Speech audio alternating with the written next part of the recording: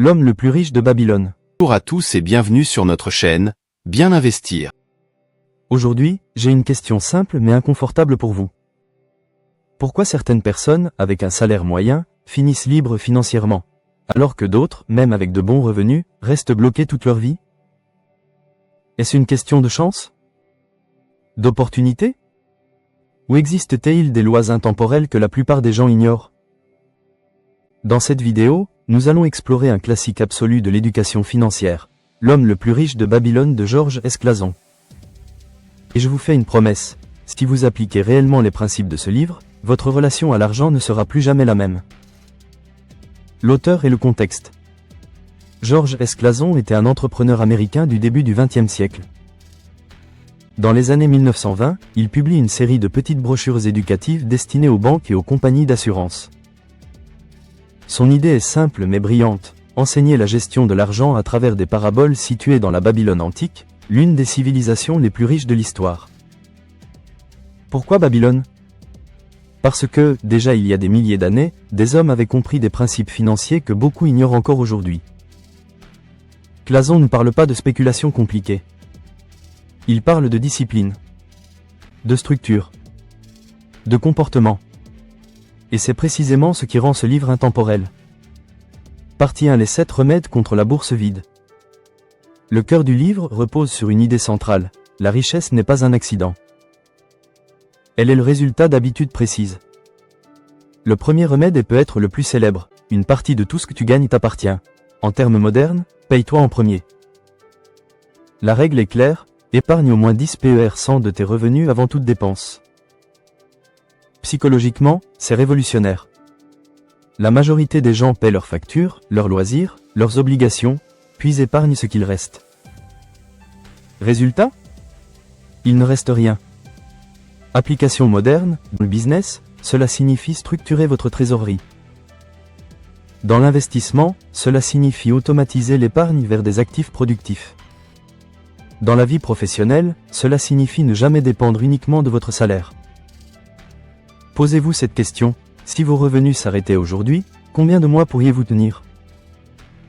Deuxième remède, contrôler ses dépenses. Clason explique que nos désirs grandissent plus vite que nos revenus.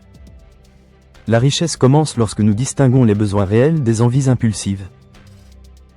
Exemple moderne, un entrepreneur qui augmente son chiffre d'affaires mais augmente simultanément son train de vie reste prisonnier du cycle. Troisième remède, faire fructifier son or. L'argent doit travailler pour vous. Sinon, vous travaillerez toujours pour l'argent. Cela implique d'investir dans des actifs qui produisent des revenus, entreprises, immobilier, projets rentables, compétences à forte valeur.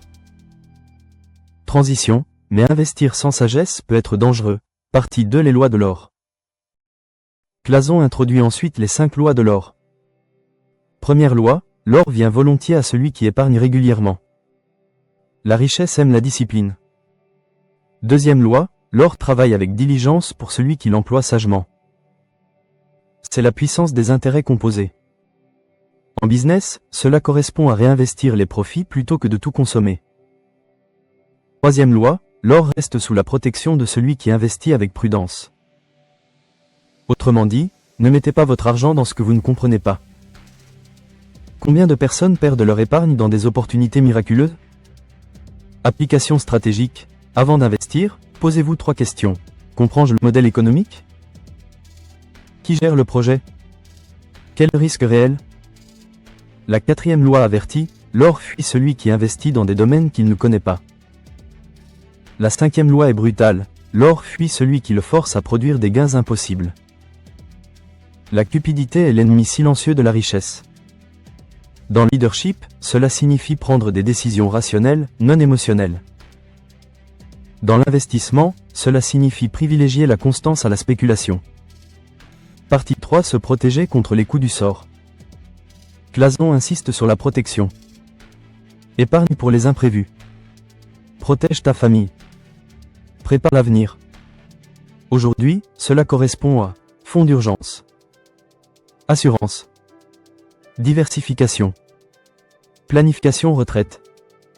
La richesse durable n'est pas spectaculaire. Elle est structurée.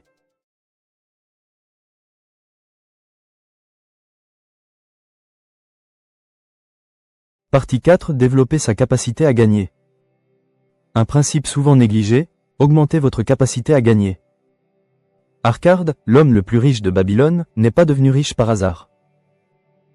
Il a développé ses compétences. Application moderne, investissez dans votre formation. Apprenez des compétences à haute valeur, négociation, finance, communication, stratégie.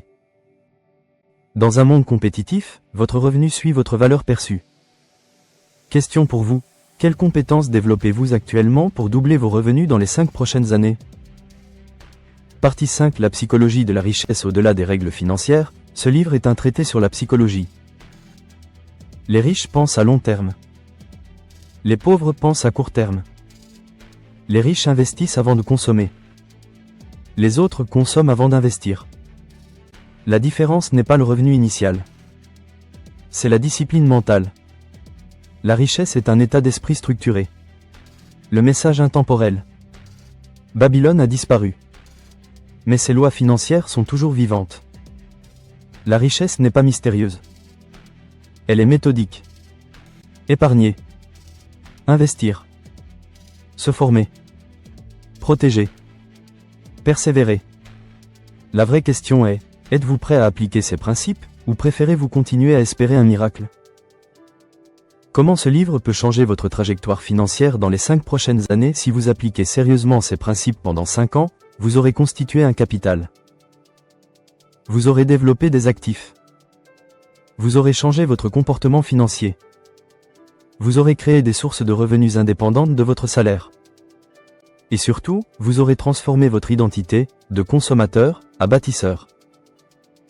Imaginez dans 5 ans, plus de stress financier constant. Plus de dépendance totale au salaire. Plus de décisions prises par peur. La transformation commence aujourd'hui. Si cette vidéo vous a apporté de la valeur, écrivez en commentaire « Je construis ma Babylone » et partagez-la à quelqu'un qui doit absolument entendre ces principes. Sur Bien Investir, nous ne cherchons pas la richesse rapide. Nous construisons la richesse durable. À la prochaine.